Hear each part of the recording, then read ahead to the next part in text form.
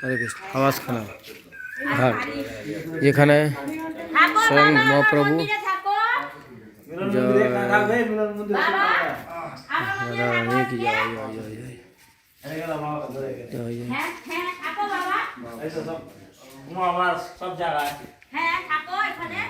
কুকুরটাকে এরা এত ভালোবাসে, তিলক করে দিয়েছি, আপনারা দেখতে পাচ্ছেন।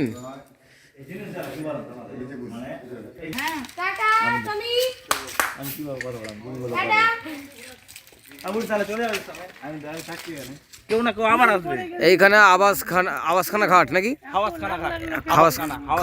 হাওয়াসখানা, যে এই ঘাট দিয়ে স্বয়ং মহাপ্রভু, হ্যাঁ আরে না, এখান দিয়ে স্বয়ং মহাপ্রভু হরে কৃষ্ণ বলছি, এই ঘাট দিয়ে স্বয়ং মহাপ্রভু গেছিল নাকি, না রূপ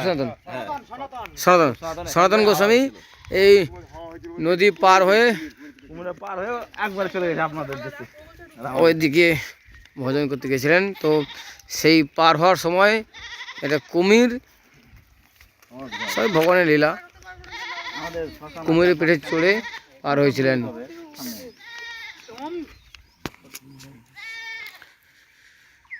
সনাতন গোস্বামী, তাহলে সবই সনাতন গোস্বামীর লীলা বেশি আছে না এখানে। ও এখানে কুমির এসে পার করে দিয়েছিল সনাতন গোস্বামী। এই হচ্ছে সেই ঘাট, এটা তালের কাঠ।